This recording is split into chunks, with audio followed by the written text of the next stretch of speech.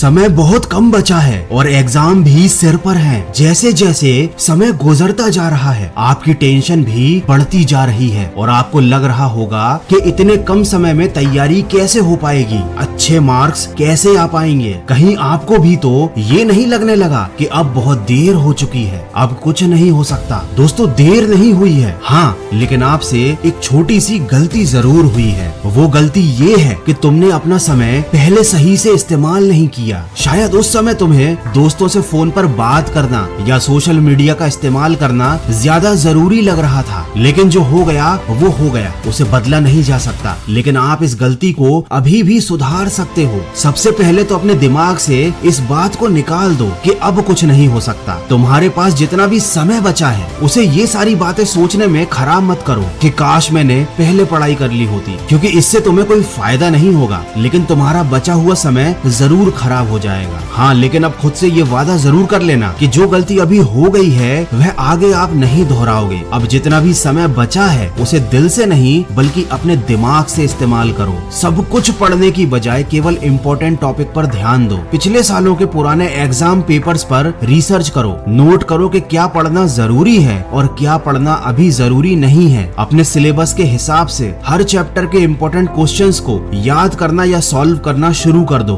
अपने किसी दोस्त को देखकर अपने टारगेट सेट मत करो। इस बात पर ध्यान मत दो कि किसने कितनी पढ़ाई कर ली है। आपको बस एक बात क्लियर होनी चाहिए कि आपको कितना पढ़ना था और आपने कितना पढ़ लिया, क्योंकि अब समय कम बचा है और आपको लगातार पढ़ना पड़ रहा है। तो हो सकता है आपको पढ़ाई करते समय नींद आने लगे, तो 5 मिनट के लिए घर की छत पर टहलने के लिए चले जाना। और इस बात का विशेष ध्यान रखना कि साथ में अपनी किताब जरूर ले जाना और अपने मोबाइल को कमरे में ही छोड़ देना। छत पर खुली हवा में अपनी पढ़ाई को जारी रखना। आपकी नींद भी भाग जाएगी और आपको बहुत अच्छा महसूस होगा। अगर इसी दौरान आपको कोई टॉपिक समझ में नहीं आ रहा है तो उस पर समय खराब बिल्कुल मत करना। उस टॉपिक को एक जगह पर नोट कर लो और अपनी पढ़ाई खत्म होने के बाद उस टॉपिक को समझने के लिए इंटरनेट की हेल्प लो या अपने किसी बड़े भाई बहन या दोस्त से पूछ लो। लेकिन उस टॉपिक के बारे में सोच कर अपना टाइम बिल्कुल खराब मत करना, क्योंकि आपके पास टाइम बहुत लिमिटेड है। देखो, जैसे मोबाइल में गेम खेलते समय जब तक आपका मिशन कंप्लीट नहीं हो जाता आप किसी से न बात करते हो, न किसी की बात पर ध्यान देते हो, न ही मोबाइल से नजरें हटाते हो। ठीक वैसे ही जब तक आपकी पढ़ाई कंप्लीट ना हो जाए आपको अपनी किताबों से ध्यान नहीं हटाना है, फिजूल की बातें नहीं करनी है और न ही फालतू में मोबाइल चलाना है। याद रखो, लाखों में एक बंदा IAS बनता है, हजारों में एक बंदा अच्छी बॉडी बना पाता है, क्योंकि यह लोग दर्द सहते हैं, तकलीफ सहते हैं, लेकिन इनका फोकस अपने लक्ष्य से नहीं हटता। इनका ध्यान केवल अपने आने वाले रिजल्ट पर होता है। तुम्हारा ध्यान भी अपने रिजल्ट पर होना चाहिए। याद रखो, कितनी तकदीरें बदलनी है तुम्हें, कितनों को रास्ते पर लाना है। अपने हाथों की लकीरों को मत देखो, तुम्हें इनसे भी आगे जाना है। तो बिल्कुल अपना समय खराब मत कीजिए, अभी से पढ़ाई में लग जाइए और ऐसा रिजल्ट लेकर आइए कि सब हैरान रह जाएं। आज के वीडियो में बस इतना ही। मैं मिलूंगा आपसे अगले वीडियो में जो आपके जीवन में सकारात्मक ऊर्जा को भर दे और आपको दिखाए एक सही दिशा।